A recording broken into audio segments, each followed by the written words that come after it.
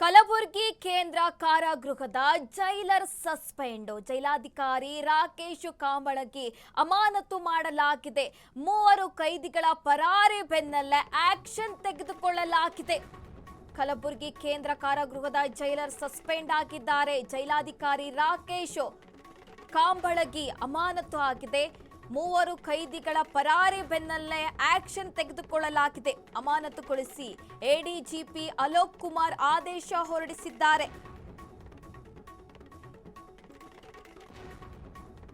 ಕಲಬುರಗಿ ಕೇಂದ್ರ ಕಾರಾಗೃಹದ ಜೈಲರ್ ಅನ್ನು ಸಸ್ಪೆಂಡ್ ಮಾಡಲಾಗಿದೆ. ಜೈಲಾಧಿಕಾರಿ ರಾಕೇಶ್ ಕಾಂಬಳಗಿ ಅಮಾನತು ಮಾಡಲಾಗಿದೆ. ಈ ಹಿಂದೆ 3 ಕೈದಿಗಳು ಪರಾರಿಯಾಗಿದ್ರು. ಈ ಬೆನ್ನಲ್ಲೇ ಆಕ್ಷನ್ ತೆಗೆದುಕೊಳ್ಳಲಾಗಿದೆ. ಈ ಕುರಿತು ಇದೀಗ ಅಮಾನತುಗೊಳಿಸಿ ಎಡಿಜಿಪಿ ಅಲೋಕ್ ಕುಮಾರ್ ಆದೇಶ ಹೊರಡಿಸಿದ್ದಾರೆ. ಕಲಬುರಗಿ ಕೇಂದ್ರ ಕಾರಾಗೃಹದ ಜೈಲಾಧಿಕಾರಿ ರಾಕೇಶ್ ಅಮಾನತು ಮಾಡಿ ಆದೇಶ ಹೊರಡಿಸಲಾಗಿದೆ. 3 ಕೈದಿಗಳು ಪರಾರಿಯಾಗಿದ್ರು. ಈ ಹಿನ್ನೆಲೆ ಇದೀಗ ತಕ್ಷಣದಿಂದಲೇ ಕ್ರಮ ಕೈಗೊಳ್ಳುವಂತೆ ಆದೇಶ ಹೊರಡಿಸಲಾಗಿದೆ. ಜೈಲಿನಿಂದ 3 ಸಾಚಾ ಕೈದಿಗಳು ಪರಾರಿಯಾಗಿದ್ರು. ಈ ವಿಚಾರಕ್ಕೆ ಸಂಬಂಧಪಟ್ಟಂತೆ ಇದೀಗ ಸದ್ಯ ಜೈಲಾಧಿಕಾರಿ ರಾಕೇಶ್ ಸಸ್ಪೆಂಡ್ ಮಾಡಲಾಗಿದೆ. ಎಡಿಜಿಪಿ ಅಲೋಕ್ ಕುಮಾರ್ ಆದೇಶ ಹೊರಡಿಸಿದ್ದಾರೆ.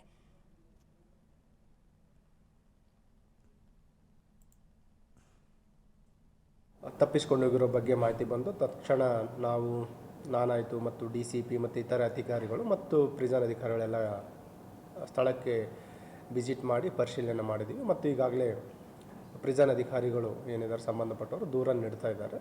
ಆ ದೂರಿನ ಮೇರೆಗೆ ಪ್ರಕರಣ ದಾಖಲು ಮಾಡಿಕೊಂಡು ಏನು ತಪ್ಪಿಸ್ಕೊಂಡು ಹೋಗಿದ್ದಾರೆ ಸಜಾ ಕೈದಿಗಳು ಅವರನ್ನು ಪತ್ತೆ ಮಾಡಲಿಕ್ಕೆ ನಾವು 3 ವಿಶೇಷ ತಂಡಗಳನ್ನು ಮಾಡಿದ್ದೀವಿ. ಆದಷ್ಟು ಬೇಗ ಅವರನ್ನು ಬಂಧಿಸ್ತೀವಿ.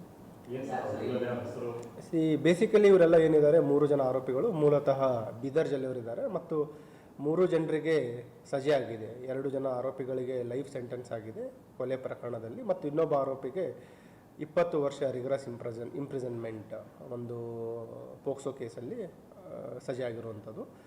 3 ಜನ ಮೂಲತಃ ಬೀದರ್ ಜಿಲ್ಲೆಯವರಿದ್ದಾರೆ ಮತ್ತು ಒಂದು ಏನು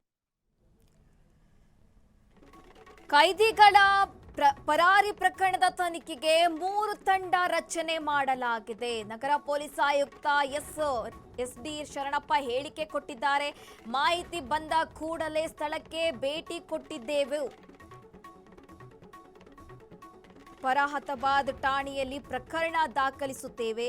3 ಕೈದಿಗಳನ್ನು ಪತ್ತೆ ಮಾಡಿಯೇ ಮಾಡ್ತೇವೆ ಅಂತ ಇಲ್ಲಿ ನಗರ ಪೊಲೀಸ್ ಆಯುಕ್ತ SD ಶರಣಪ್ಪ ಹೇಳಿಕೆ ಕೊಟ್ಟಿದ್ದಾರೆ. ಕೈದಿಗಳ ಪರಾರಿ ಪ್ರಕರಣದ ತನಿಖೆಗೆ 3 ತಂಡ ರಚನೆ ಮಾಡಿದ್ದೇವೆ ಅಂತ ನಗರ ಪೊಲೀಸ್ ಆಯುಕ್ತ SD ಶರಣಪ್ಪ ಹೇಳಿಕೆ ಕೊಟ್ಟಿದ್ದಾರೆ. ಮಾಹಿತಿ ಬಂದ ಕೂಡಲೇ ನಾವು ಸ್ಥಳಕ್ಕೆ ಭೇಟಿ ನೀಡಿದ್ದೇವೆ. ಠಾಣೆಯಲ್ಲಿ ಪ್ರಕರಣ ದಾಖಲಿಸಿಕೊಂಡಿದ್ದೇವೆ. 3 ಕೈದಿಗಳನ್ನು ಕೂಡ ನಾವು ಪತ್ತೆ ಮಾಡೇ ಮಾಡ್ತೇವೆ ಅಂತ ನಗರ ಪೊಲೀಸ್ ಆಯುಕ್ತ SD ಶರಣಪ್ಪ ಹೇಳಿಕೆ ಕೊಟ್ಟಿದ್ದಾರೆ. ಬೀದರ್ನಲ್ಲಿ ನಡೆದಂತಹ ಕೊಲೆ ಪ್ರಕರಣದಲ್ಲಿ ಈ 3 ಶಿಕ್ಷೆಗೆ ಒಳಪಟ್ಟಿದ್ರು. ಆದರೆ ಮಂಗಳವಾರ ಬೆಳಗಿನ ಜಾವ 4 ಗಂಟೆಗೆ ಜೈಲಿನ ಕಾಂಪೌಂಡ್ ಹಾರಿ ಈ 3 ಪರಾರಿಯಾಗಿದ್ರು ಅಂತ ತಿಳಿದು ಬರ್ತಾ ಇರುವಂಥದ್ದು. ತಪ್ಪಿಸಿಕೊಂಡಂತಹ ಅಪರಾಧಿಗಳನ್ನು ಬಸವ ಕಲ್ಯಾಣ ತಾಲೂಕಿನ ಇಂಬ್ಲಾಪುರ ಮೂಲದವರು ಅಂತ ಕೂಡ ತಿಳಿದು ಬರ್ತಾ ಇದೆ. ಇದೀಗ ಈ ವಿಚಾರಕ್ಕೆ ಸಂಬಂಧಪಟ್ಟಂತೆ ಜೈಲಾಧಿಕಾರಿ ರಾಕೇಶ್ ಅವರನ್ನು ಸಸ್ಪೆಂಡ್ ಮಾಡಲಾಗಿದೆ.